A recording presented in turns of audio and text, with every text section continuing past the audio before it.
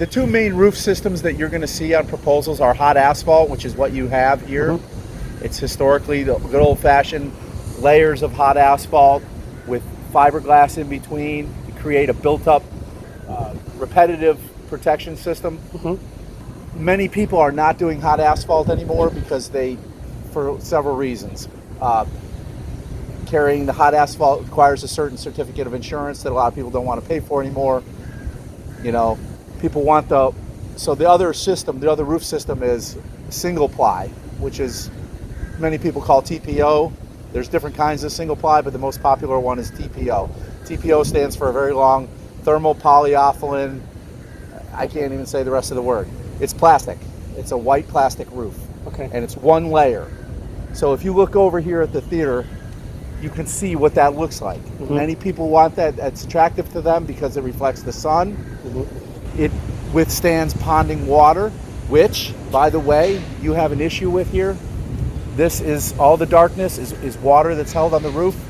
So the optimal roof, the best roof, if it was my building and I wanted to put the roof on that I could and budget wasn't an issue, I would put a tapered insulation, which means we build up the roof underneath and then slope it so that the water gets off the roof and goes to the drains. That's called tapered insulation, and it adds like $3 a foot to the price. Okay. And then put a hot asphalt roof on it. Best ever, you know. Most boards, a budget is an issue. I mean, the whole world is budget is an issue. So what can we do here if we're not going to do tapered insulation with a hot asphalt roof? We can do a single ply roof, also called TPO, just like over there at the theater. And that roof does not require slope. Because if there's a little ponding water, which is what you have here, the warranty is not voided. Okay. That withstands ponding water. Why? Because it's plastic. Okay? So I would recommend that roof for this building because you don't have to spend the extra $3 a foot to push this water around. Would you have to remove this roof, or would you all the way down to the concrete? Okay. Now, there's a chance if this roof, I don't know if you have two roofs. One of the things I'm going to find out today, if this is only a single roof, there's a chance we could put that roof over it and still give you the 20-year warranty. Okay. We have to do a little research to see if that's an option that's available to you. That's what I'm going to bid. If this roof is a candidate for that, so you can't put three roofs. So if this only has one roof on it, then it'll be a candidate for that. Okay. It's called what we call in the industry a go over. All right. All right. You know, a roof over. Sure. So you still get a 20-year warranty. You save this from going to the landfill. Yeah. You save on labor. You save money. Yeah, that sounds like ideally the way we would like to go. Yeah. So I'm going to do some research and do a little testing. Okay. And we're going to propose a roof that goes over the existing roof. Okay. And then if it doesn't qualify, you'll understand the budget for what it's going to take to take the roof off and put the new roof to the concrete. All right. Is that a second roof under there? Or? No, this is just one roof. One roof, okay. So that it qualifies for a second roof if it passes the moisture survey. Okay. There's a caveat. Gotcha. So which piece, you're talking about the piece under, This brown board? where might the brown board is obviously moisture, yeah, but where might there be water, you said, or moisture? Well, that's what's caused the brown board to fail. Right.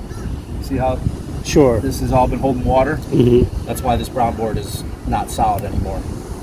Okay.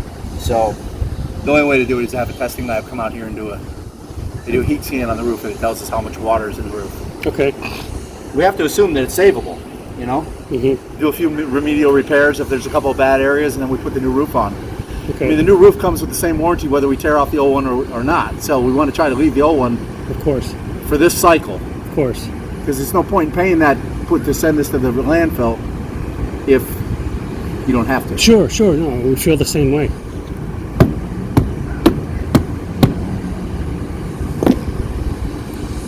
So that's not going to cause a leak at all, doing that? No, Okay. not when I'm done. Oh, when you okay.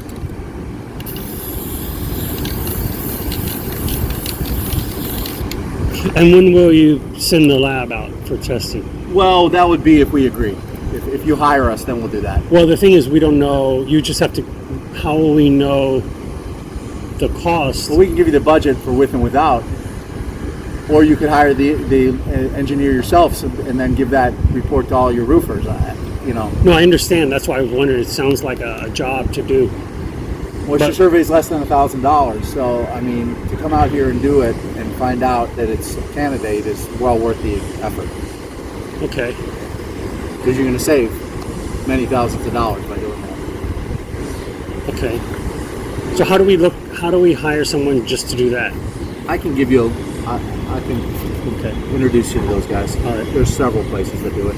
And it would be, how much did you say roughly you think? $1,000 $1,000. For a roof survey, moisture survey. moisture survey, to find out if it's a candidate for a go over. Correct. Okay.